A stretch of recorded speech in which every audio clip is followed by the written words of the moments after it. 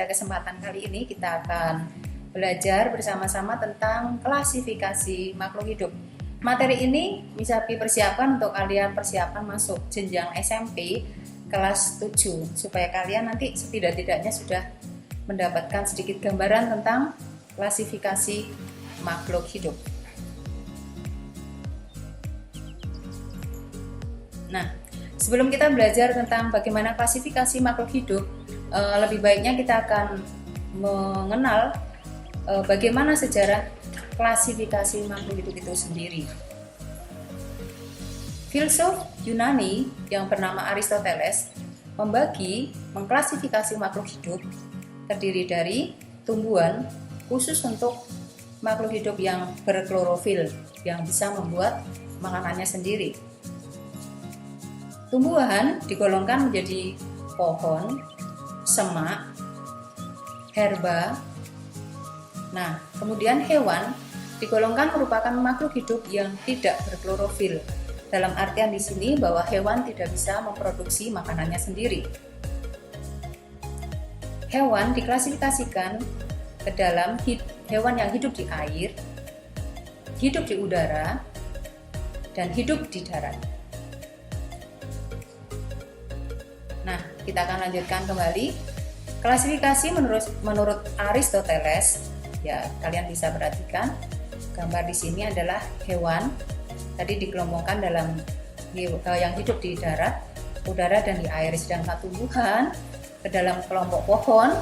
Contohnya kalian bisa lihat dari gambar itu, semak-semak dan herba. Herba di sini adalah tumbuhan yang memiliki bunga seperti contoh di gambar tersebut.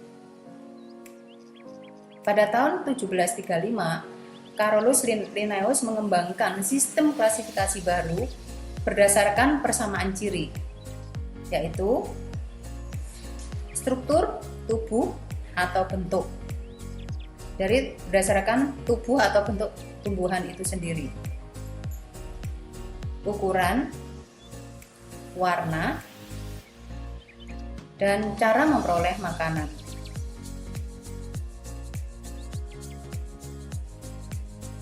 Nah, menurut Linnaeus, sistem klasifikasi itu dibagi atau terdiri dari memberi makna dari dua kata untuk tiap jenis organisme. Kata pertama adalah nama genus atau marga, dan kata kedua merupakan petunjuk teknis untuk menggolongkan tumbuhan itu sendiri. Seperti contoh, tanaman padi memiliki nama ilmiah Oryza sativa L. Nah, kita akan melihat mengapa dinamakan Oryza sativa L. Nah, Oryza adalah nama marga, sedangkan sativa adalah petunjuk jenis, sedangkan huruf L merupakan singkatan dari nama orang yang mengklasifikasi, yaitu Linnaeus. Jadi Oryza sativa L nama Latin untuk tanaman padi. Nah, sekarang kita akan lanjutkan klasifikasi makhluk hidup. Ya, terdiri dari takson, di sini ada kerajaan, filum, kelas, bangsa, suku, marga, jenis. Demikian untuk kelompok kucing, anjing, dan belalang.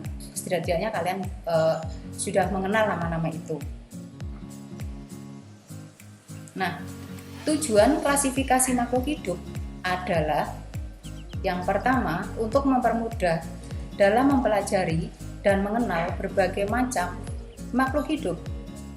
Yang kedua, tentunya supaya kita mengetahui hubungan kekerabatan antar makhluk hidup.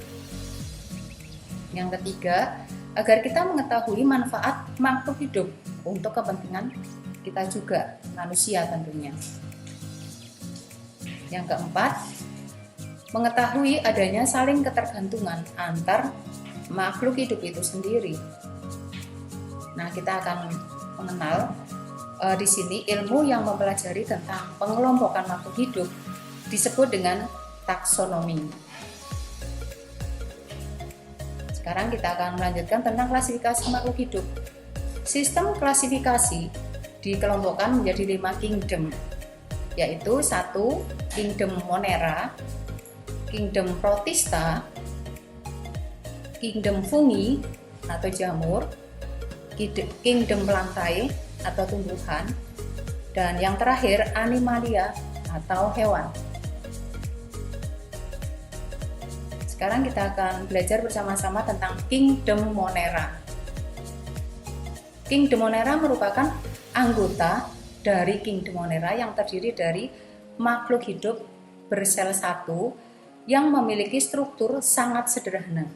Jadi makhluk hidup ini tidak bisa kita lihat dengan mata telanjang kita, tapi harus menggunakan alat. Salah satunya adalah mikroskop. Nah, contoh gambarnya di sini adalah contoh Kingdom Monera, Chloe, Capsa, Nostoc, Spirilla, Basilia, Oscillatoria, dan Chochi. Ini gambar-gambarnya sangat sederhana selnya ya, tidak terlalu ruwet. Sekarang Kingdom Protista merupakan makhluk hidup bersel satu atau bersel banyak.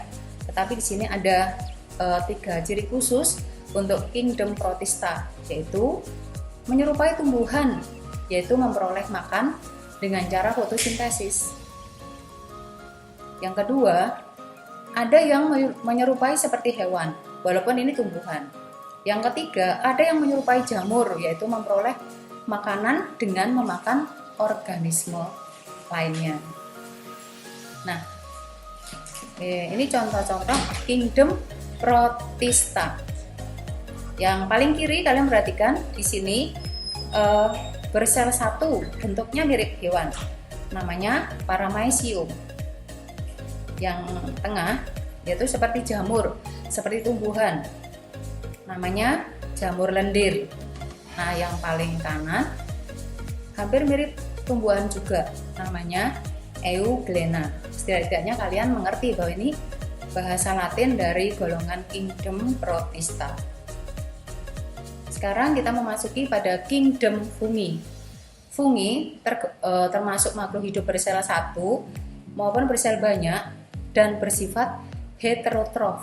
Mereka tidak bisa membuat makanannya sendiri, tidak bisa melakukan fotosintesis. Ciri-cirinya mempunyai inti sel, mempunyai dinding sel. Yang ketiga, tidak memiliki klorofil. Dan yang terakhir, tidak mempunyai kemampuan untuk berpindah tempat. Seperti kita saja ya sekarang, only stay at home ya, tidak bisa kemana-mana. Nah, sekarang Kingdom Fungi.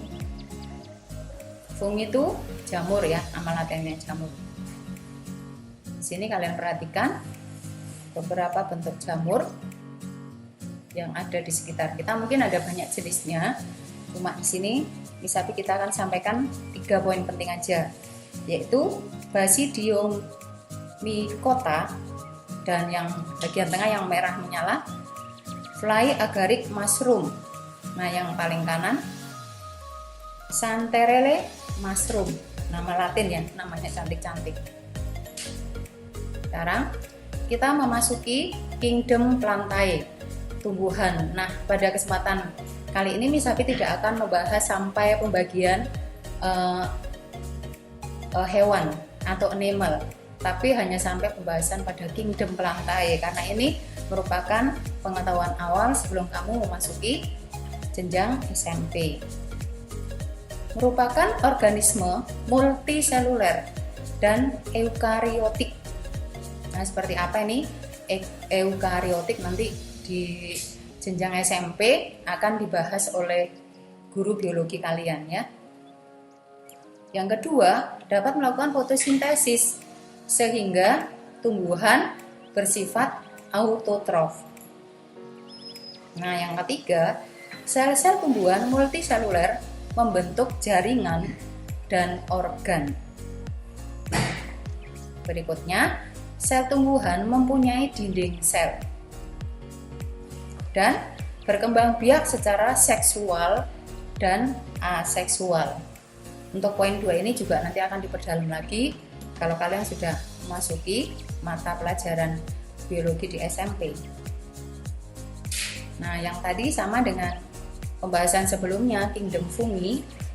just stay at home alias tidak bisa berpindah tempat. Tidak bisa berpindah tempat dengan sendirinya. Nah, kita lanjutkan. Kingdom plantae atau tumbuhan digolongkan menjadi lumut, tumbuhan tidak berpembuluh. Yang kedua, paku-pakuan. Yang ketiga, tumbuhan biji, merupakan tumbuhan berpembuluh. Nah, sekarang kita akan belajar tentang lumut. Ciri-ciri lumut secara umum sebagai berikut. Memiliki bentuk menyerupai akar, disebut rizoid. Terdiri dari rizoid, batang, dan daun, tetapi bukan akar, batang, dan daun sejati, hanya menyerupai, jadi tidak sebenarnya. Yang kedua, tidak ditemukan adanya jaringan pembuluh pada alat tubuhnya. Pengangkutan air dan garam mineral berlangsung dari sel satu ke sel yang lain secara lambat. Yang ketiga, habitatnya di tempat lembab atau basah. Yang pembahasan sebelumnya kalian sudah belajar sains tentang xerofit, higrofit, dan hidrofit. Nah, termasuk di sini adalah contoh tanaman lumut. Yang keempat, tubuhnya berukuran sangat kecil, yaitu hanya setengah senti atau paling besar 15 cm. Dan yang terakhir, daur hidupnya mengalami pergiliran keturunan antara fase kawin, gametofit, dan tidak kawin, sporofit, yang disebut dengan metagenesis. Oke, Misabi rasa cukup. Thank you for watching. God bless you all. And just stay safe, stay healthy, stay spirit. Bye-bye.